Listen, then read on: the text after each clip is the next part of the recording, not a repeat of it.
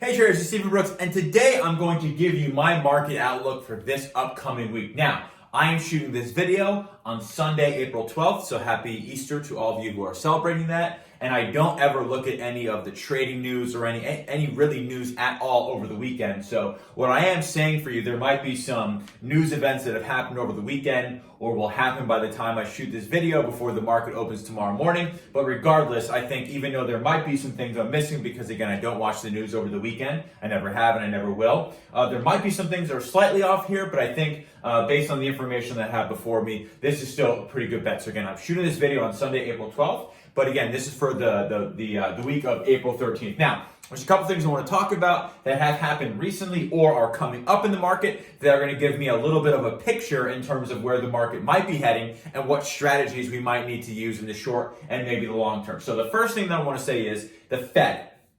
The Federal Reserve typically takes their sweet and slow time really coming to the rescue, if you will, right? And that's really what they've done here in an unprecedented way, like we've never seen before in the history of the Federal Reserve. They have thrown so far trillions of dollars at the market. Trillions and trillions and trillions of dollars in the market, and they've also signaled that they have trillions and trillions and trillions of dollars more where that came from if the market needs that support. Of course, that is very, very bullish for the market. That is very helpful for the market because there were some concerns in terms of liquidity problems with companies, in terms of the credit markets, in terms of corporate debt, in terms of mortgage-backed securities, but the Fed has basically said, we're going to buy all of that, so don't worry about that too much. So in terms of some of the scariness under the hood that the average stock market investor or stock market trader is unaware of, those have been in a way mended, at least in the short term, by the Fed because, again, they've thrown trillions and trillions and trillions of dollars at the market. That is a very good thing, and if history shows us anything, at least in the short term, when the Fed has provided a ton of liquidity, and again, they've done that in a greater amount of size in a shorter amount of time than they ever have. In the short term, Fed intervention does help asset prices. On top of that, Congress has recently passed a stimulus bill that starts at about $2.2 trillion, but can go as high as $6.3 trillion if need be. Again, historically, Congress has taken their sweet time kind of coming to the rescue, if you will, and helping financial markets or helping the economy. But similar to the Fed, they've done it in a much bigger way, in a much shorter time than they ever have before. Again, individual businesses, those who have been laid off or furloughed, are getting more money than they otherwise would have. If we look back at 2008 and 2009 as an example, it took the Fed quite some time to go ahead and provide a lot of liquidity. And it took Congress a very long time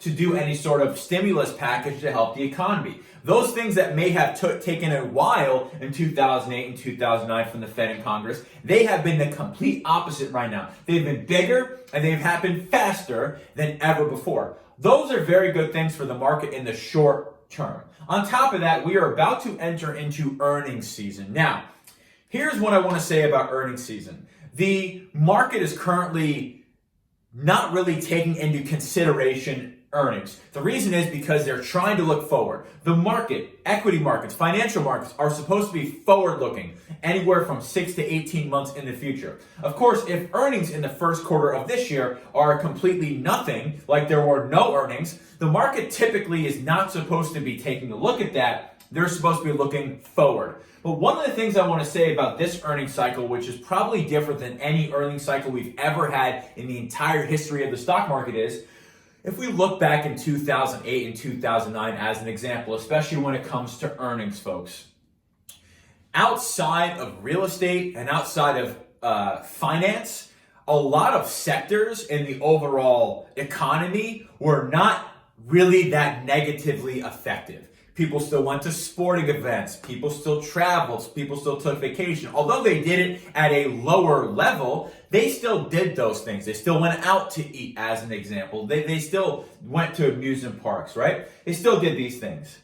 We have never actually gone through, as a stock market, a period in time where instead of having a decline in earnings, we had a complete pause in earnings. Okay, this is something that we have not dealt with. So again, although what the Fed has done in the short term to me is very hard to say that it's not positive.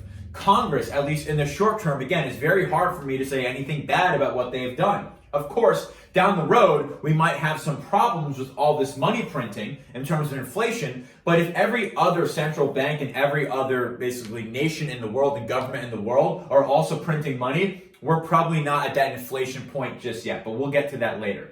So again, earnings. We have not really dealt with earnings going to zero across the board for the majority of the stocks that are going to report earnings. We've never really actually experienced that. Again, we've experienced slowdowns, 10% decrease, 20% increase, but we've never experienced going from 100% earnings to zero. We've never experienced it before. And I want to caution everyone out there who is just backing up the truck on the bull side, because the way bear markets typically work is we have a crash, then we have a bounce from that crash, and then when we get to the point where we realize that fundamentally, the market has changed and earnings are going to be horrific, then we typically peak and we continue some sort of a sell-off. And again, whether we go below the lows or never get to lows is a whole nother story, right? So earnings, again, we have not experienced how bad earnings might be. Again, they may be really bad. They may not be as bad as people think.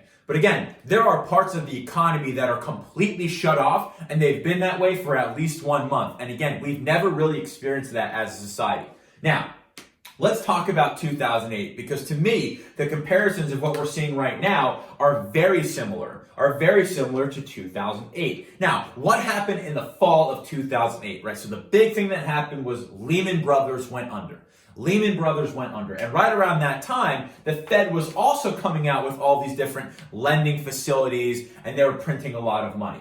What happened though after the week that Lehman went under, not a lot of people remember this, but the market rallied 25% from the week that Lehman failed in October of 2008. It rallied 25%. But of course, we were still 5 months or so away from the lows. So at some point, the fundamentals in 2008 became so bad that even though Lehman had kind of flushed out, we had a little bit of capitulation on the downside, and although the Fed was really stepping up pretty big, well, we turned over and we went lower for a couple more months. Now, again, in 2008, we did not experience the massive drop in GDP that we are probably going to see. We did not experience earnings going from companies functioning to not functioning almost overnight. We have not experienced that whatsoever. Now, one of the things I want to point out for the analog of 2008 was also that the Fed, well, there were some pretty serious short-term rallies that happened in between 2008 and 2009 that were more or less caused by the Fed or more or less caused by Congress, but they were very short-lived. So if you remember, right at the beginning of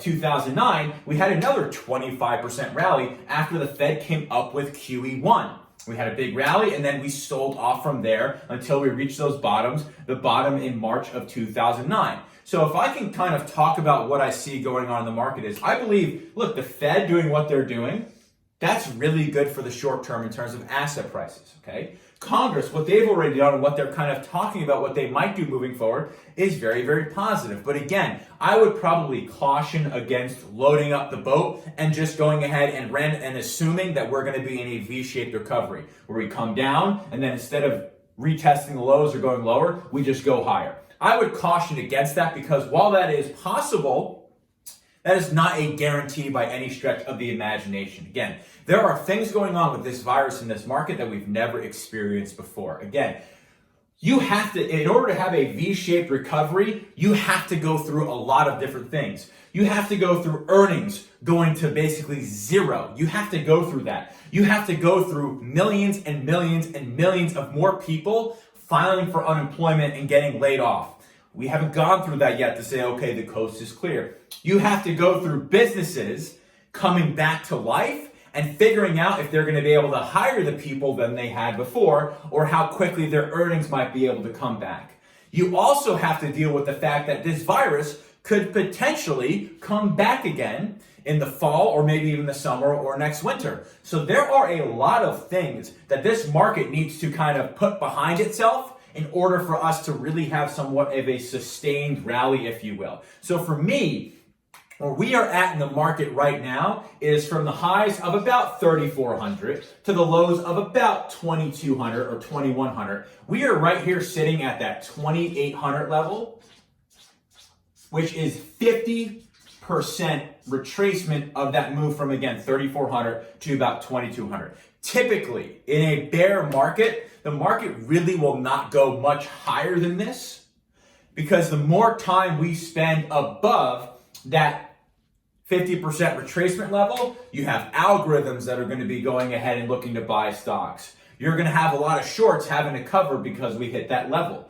The more time we spend above that 2,800 level, the better it's going to be for bulls, because those shorts are all going to be short down here, and at some point they're going to have to puke out. Now, what does this all say? Because it's a little bit of this and a little bit of that. To me, short term, we might be in a pretty good spot for the market. We might not also. The Fed, very supportive. Congress, very supportive. But we are about to enter an earnings cycle that could be far worse than anyone could ever imagine, okay? So because of this, it is hard to see months down the road with this.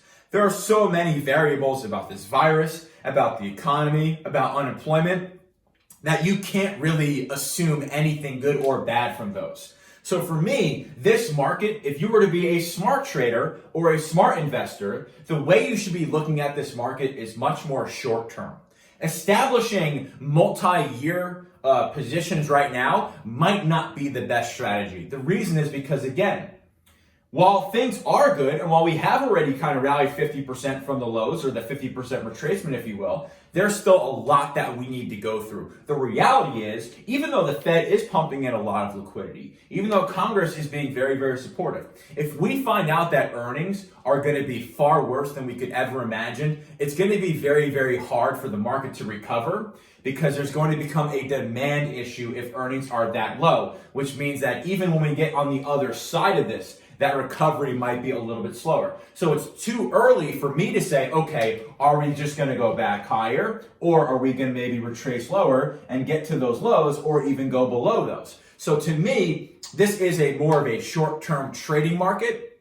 And for those folks who are typically looking for multi-week strategies, I would maybe consider doing shorter-term strategies, because again, we might get into the thick of things here. We have to figure out when these shelter-in-place orders might actually slow down, when some or all of the economy might be able to get back to where it was before. How many people might be active? Do we have antibody tests? There's a lot going on. So because there is a lot going on, again, I think in the short term, these things are probably pretty supportive in the market. If we get news over the weekend that something positive happened with oil, that's going to be positive. But to me, the positives and the negatives in the market are very, very short term nowadays. So smart traders will say, okay, Self, yes, I don't know if the market's going to go straight up from here.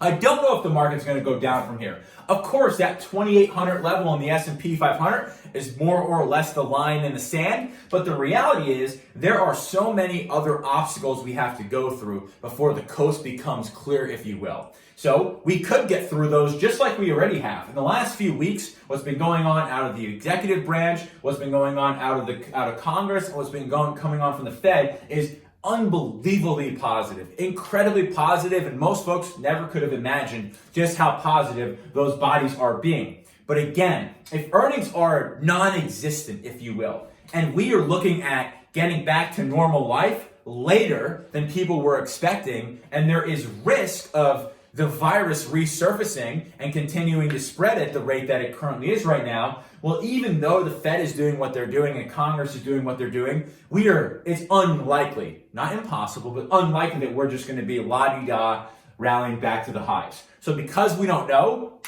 I would say for everyone out there who's going to take a look at this video and maybe make a decision on what they might to do, I would go ahead and just be a little bit more short term in your trading or your investment outlooks. Because again, in the short term, yes, the Fed is positive. Yes, Congress is positive. But at some point, we could find out that we are in a horrific recession and potentially a depression. And it is unlikely that we're going to be rallying in that phase. So again, folks, It's hard to tell if we're going up or we're going down from here. Of course, in the short term, there are some things that are probably pretty supportive to assets, and doesn't mean they're going to go higher, but it might mean that sell-offs are going to be a little bit more challenging to happen, and large sell-offs might be more challenging. But again, folks, this is going to be a multi-month, if not year process to get past everything we need to get past to before the economy really has legs under it and we are back to where we were just in February 2020. So, until we continue to get more information, although it is coming much faster than it used to,